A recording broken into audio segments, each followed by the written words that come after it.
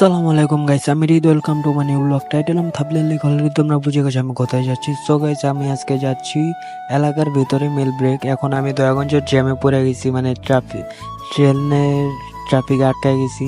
আমি চাইলে চলে যেতে পারতাম, কিন্তু মানে ট্রেনের ফুটেজটার জন্য আমি বসেছিলাম।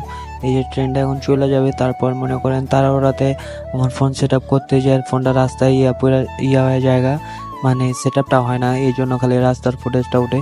আপনারা তো এটা দেখতে পাচ্ছেন, মানে পুরো ঢালটা এই ভিডিওটাই হয়। তারপর মনে করেন এই যে আমি এই দিক থেকে বাইর বই রইয়া পরে নাইমা দেখবো অবস্থা হয়ে গেছে গা। আপনার এই জায়গাতে আমি এখন দয়াগঞ্জে আছি। এখন আমি চলে আসলাম আপনার বানিয়ানগর, সামনে হচ্ছে কাঠেরপুল। আমি হলো বানিয়ানগরের রোডটাতে আছি। আপনার এই যে মনে করেন সামনে সকালবেলা ফাঁকা রোডটা চালাইতে রাইড দিতে ভালোই লাগে।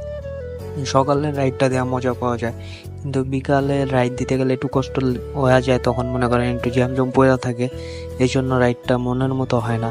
এই সামনে কাটারপুলে চলে আসলাম আমি। সামনে কাটারপুলে তো আগে বাইকের হাট বসতো, এখন মনে বসে না। এখন ওটা মনে ইয়াতে বসে, সাইড কখন কমিউনিটি সেন্টারের সামনে মনে বসে। এই যে আপনার আমি চলে আসলাম কাটারপুল। হাতের ডানে হলো মালঞ্চ কাউন্টার। এই যে আপনার বিটটাতে দেখেন, তারপরেও চেক করতেছে। কি করবো, কোনো কিছু করার নেই, কপাল খারাপ, বুঝছেন গাইস। এই যে আপনার হাতের বামে হলো মাদকের অফিস, মানে পুরা নামটা কি আমি জানি না। এখন আপনি মনে করেন আমি সুতলাপুর বাজার হইয়া চলে যাবো সুতলাপুর থানার সামনে। এই যে মালঞ্চ কাউন্টার পার হইতাছি, আর এই পাশে গাইস ময়লাটা যা গন্ধ না, বিচ্ছিরি গন্ধ। টুকটাক করে যেতেছে, মানে সকালবেলা জোরে রাইড করতে পারি না অত, ওরকম মানে শরীর লাফসা জায়গায় বেশি। সকালে মাত্র ঘুমের থেকে ওইটা বেরিয়েছি তো। আর একটা মজার কাহিনী কি, আমি আম্মুরে বলছি 7টার দিকে ডাক দিতে, আম্মু আমার 6টার দিকে ডাক দেওয়া বলতেছে 7টা পার হয়ে গেছে গা। কিন্তু তাড়াহুড়া করে বেরিয়েছি ফোন হাতে নিয়ে, মানে বাসার থেকে বেরে ফোন হাতে নিয়ে দেখি আপনার বাজে হলো 6টা। কি করার, কিছু করার নাই, রাইড দিতে বাইরে হয়ে গেছি গা। যে আমি জ্ঞানের ইয়া সরি গাইজ, মানে খালি ভুল হয়ে জায়গায় কি কমু কোন, এত জায়গার নাম তো মনে রাখতে পারি না। মানে সুতলাপুর বাজার আমি পার হয়ে গেলাম, সামনে যে সুতলাপুর মোচরতে হাজিত আছে। সুতলাপুর মোচর থেকে আমি আবার হাতের ডানে চলে যাব সুতলাপুর হয়ে। সুতলাপুর সামনে দেখতে পারবেন আপনারা সুতলাপুর থানা। আর একটা গাইজ, মানে আপনার সামনে যে ছাত্র ভাইকা আন্দোলনটা হলো এক দফা নিয়ে, বৈষম্য বিরোধী ছাত্র আন্দোলনে, মানে পুরা বাংলাদেশি থানাতে উৎপাত চলছে, কিন্তু আমাদের এই সুতলাপুর আর গ্যান্ডারা থানাটাতে কোনো কিছু হয়নি আল্লাহর রহমতে। মানে আপনার ওনারাও কোনো ডিস্টার্ব করে না, আমাদের এলাকার লোকও কোনো এটাতে ডিস্টার্ব করেনি। সামনে মিলেনিয়াল হাসপাতাল থেকে আমি টার্নিং নিয়ে চলে যাব। আমি এলো ফরাজগঞ্জ গলিটাতে দিয়া চলে যাব আমি এলো মেলবেড়ে। আপনার এই যে সামনে দেখতে পাচ্ছেন, আর আপনার রহিম বিরানি কিন্তু হাতের ডান দিয়ে কাগজি টোলা, হাতের ডানে ওটা কাগজি টোলা, আর আমি বাম দিয়ে চলে যাব ফরাজগঞ্জেতে। মনে করেন আপনার এই সামনে এটা হলো মন্দিরটার নাম আমার মেবি মনে আসতেছে না। আপনার এই যে এই জায়গার এই রোডটা ভাঙ্গা গেছে, এই যে এই জায়গা এই ফুটেজে আমি চলে আসলাম ফরাজগঞ্জ। এই সামনে দেখতে পাচ্ছেন আপনার কাঠকুট, মানে ফরাজগঞ্জে তো কাঠের ব্যবসা। মনে করেন আপনার এই যে সামনে উঠলে আপনার ফরাজগঞ্জ ব্রিজ, যে জায়গায় একটু পরে টিকটকারদের আসা শুরু হয়ে যাবে। আর বিকালে সব কাপড়লা আমি মনে করেন ওইটাই যায় গাইস। ভিউটা দেখছেন সকালবেলা, পুরো ব্রিজটা ফাঁকা, পুরো রোডটা ফাঁকা। মনে করেন ভিউটা দেখতেই অন্যরকম অসাম, মানে আল্লাহর কত বড় নিয়ামত। এই ফরাজগঞ্জ পর্যন্ত লঞ্চ চলে আসছে।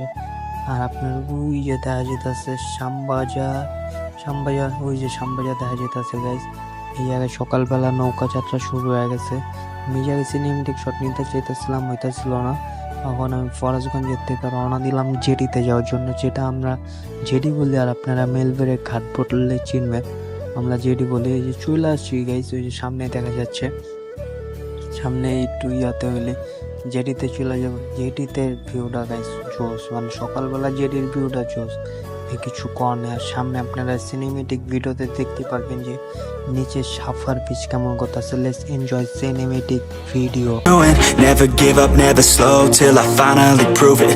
Never listen to the no's, I just wanna keep moving. Keep my head up when I act, head up that's a fact. Never looking back, I'ma keep myself on track. Keep my head up staying strong, always moving on. Feel I don't belong, tell my thoughts to move along. Push myself to be the best, die with no regrets. Live with every breath, see my message start to spread. And I had so many dreams, then তো guys আমি আরো একবার চলে আসলাম। এখন আমি মানে কই যাব ভাবতাছি। এখন সামনে হলো আপনার গেন্ডারা থানা। আমি জেডির থেকে রওনা দিয়ে দিছি। জেডির থেকে সোজা রোডটা হলো গেন্ডারা থানা। এই জায়গায় আবার জন্ডি যাত্রা ছিল, অনেক পানি ফেলাইছে, আমার পায়ে ছিটাইছে, কোনো ব্যাপার না।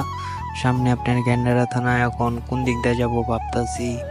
আপনার আবার কিছুক্ষণ হয়ে যাব না হইলো গোলাপ মসজিদ হয়ে যাবো, এটাই ভাবতেছিলাম। ভাবতে যে গেন্ডারা থানার সামনে চলে আসলাম। এই যে আপনারা দেখবেন, এই যে হাতের বামে হইলো থানা। এই যে সুতলাপুর থানাও তো আপনাদের দেখাইলাম, গেন্ডারা থানাও আপনাদেরকে দেখাইলাম। এই যে ভাবতেছিলাম কোন দিক দিয়ে যাবো। পরে গোলাপ মসজিদের সামনে দিয়ে চলে আসলাম। এই যে এখন ঢুকাই দিব। আমার পিছনে মানে এক ছেলে রেস খেলার লেগে ডাকতেছিল, কিন্তু সকালে গাইস এনার্জি থাকে